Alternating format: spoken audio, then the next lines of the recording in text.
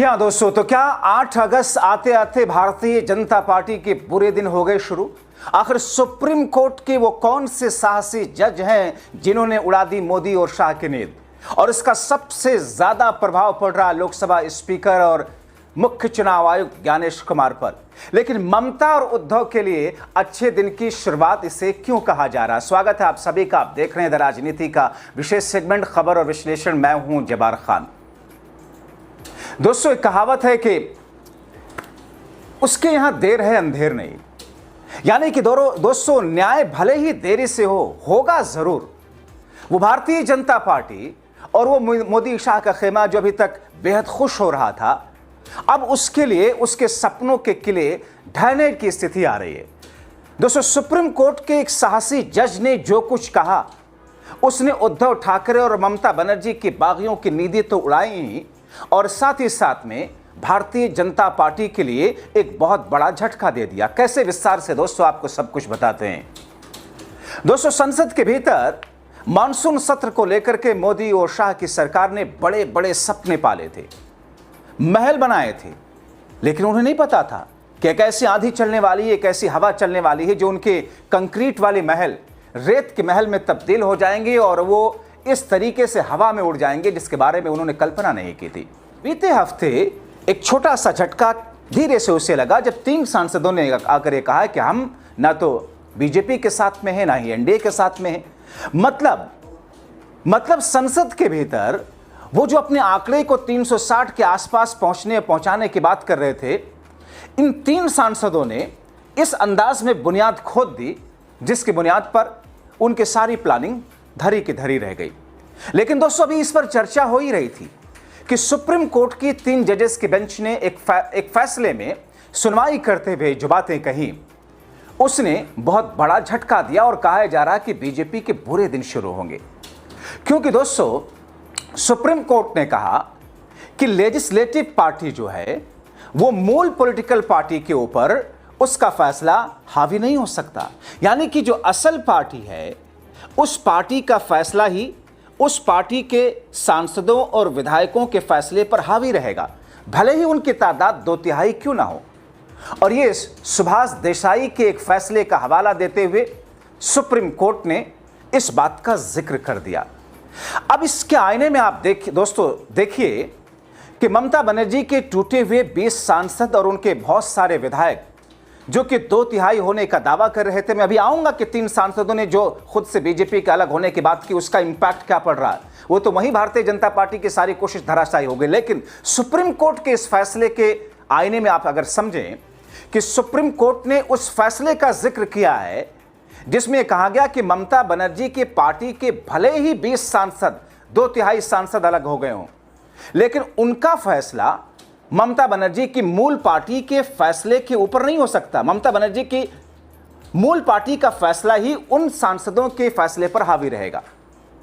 दोस्तों, आप देखें, भले ही एनसीपीआई में गए हुए 20 सांसद, जिन 20 सांसदों में तो एक तरीके से 3 सांसद खुद को अलग ही मान रहे, भले ही संसद के बाहर उनको एनसीपीआई का सांसद कहा जाता हो, लेकिन आधिकारिक तौर पर संसद के भीतर अभी भी वो 20 बागी सांसद टीएमसी के ही माने जाते हैं, क्योंकि अभी तक लोकसभा स्पीकर का फैसला नहीं आया। अभी तक मुख्य चुनाव आयुक्त ज्ञानेश कुमार ने इस पूरे मामले पर फैसला नहीं दिया है। तो संसद के भीतर ये ममता बनर्जी के टीएमसी के ही सांसद हैं। संसद के बाहर भले ही इसे थेथरोलॉजी वाली मीडिया में और भारतीय जनता पार्टी के नैरेटिव में भले ही इन्हें एनसीपीआई का सांसद कहा जाता हो। इसी तरीके से दोस्तों, उद्धव ठाकरे के 6 सांसदों को जिनको तोड़ा ऑपरेशन लोटस ने भारतीय जनता पार्टी ने, 9 में से 6 सांसद भले ही 2/3 आंकड़ा रखते हो, लेकिन उन 6 सांसदों का जो फैसला है वो फैसला मूल पार्टी के ऊपर हावी नहीं हो सकता।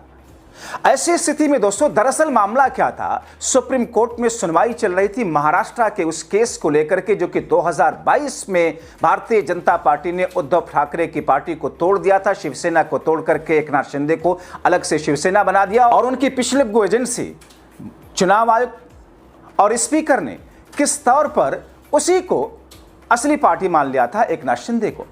यहां तक कि चुनाव आयोग ने जिस शिवसेना को उद्धव ठाकरे के पिता बाला साहब ठाकरे ने अपने खून पसीने की मेहनत से बनाया था, उसी शिवसेना का नाम और उसका चुनाव चिन्ह एकनाथ शिंदे को दिलवा दिया गया था।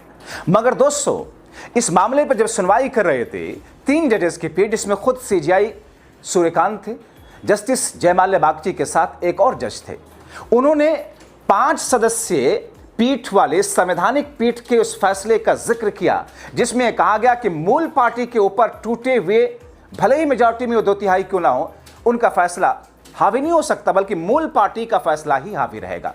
अब ऐसी स्थिति में देखिए, अभी तक फैसला नहीं दिया मुख्य चुनाव आयोग ने, अभी तक फैसला नहीं दिया लोकसभा स्पीकर ने। ऐसे में अब एक दबाव, सुप्रीम कोर्ट के उस जस्टिस का दबाव लोकसभा के स्पीकर और चुनाव आयुक्त, मुख्य चुनाव आयुक्त या चुनाव आयोग के ऊपर में आ गया फैसला करने में, इसलिए वो देरी कर रहे हैं। दोस्तों, हमने आपको बीते महीने बताया था कि मुख्य चुनाव आयुक्त ने टीएमसी के बागी सांसदों से कहा था कि साहब लाइए, आपके पास में अगर कोई दस्तावेज है कि आप ही मुख्य टीएमसी हैं। आज की डेट तक वो लोग अपना दस्तावेज, अपने सबूत, अपनी बातें उस तथ्यों के साथ में नहीं रख पाए मुख्य चुनाव आयोग के सामने, जबकि ममता बनर्जी के गुट ने टीएमसी के संविधान के हिसाब से, टीएमसी के संगठन के पदाधिकारियों के हिसाब से और टीएमसी के दस्तावेज के हिसाब से सारी चीजें सौंप दी। लेकिन मुख्य चुनाव आयोग दरअसल इंतजार कर रहा है भारतीय जनता पार्टी की तरफ से मिलने वाले आदेश का। यही आरोप तो लग रहा है उस पर, वरना अभी तक तो फैसला दे दिया होता। उसे पता है मुख्य चुनाव आयुक्त को कि उसके फैसला देते ही फौरन मामला सुप्रीम कोर्ट में जाएगा और सुप्रीम कोर्ट में यह मामला टिक नहीं पाएगा।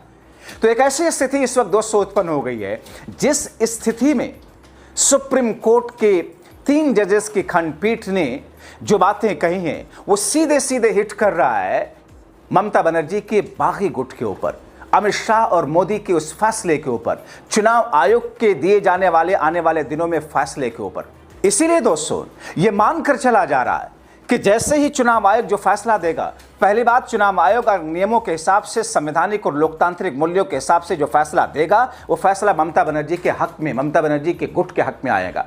और अगर चुनाव आयोग ने संवैधानिक और लोकतांत्रिक मूल्यों को साइड में रख करके फैसला दिया मोदी और शाह की खातिर, तो फिर इस फैसले को सुप्रीम कोर्ट में चुनौती दी जाएगी और सुप्रीम कोर्ट इन तमाम चीजों को सुनने के बाद में जो फैसला देगा वो बागियों की नींदें सिर्फ नहीं उड़ाएगा, बीजेपी की उस शेख चिल्ले वाले सपनों और उस प्लानिंग को धराशायी कर देगा जिसको लेकर के बड़े चौड़ में ये कह रहे थे कि साहब हम तो ऑपरेशन डिलिमिटेशन को भी पूरा करेंगे, हम तो वो सारे कानून लेकर के आएंगे जो हमारे एजेंडे में है।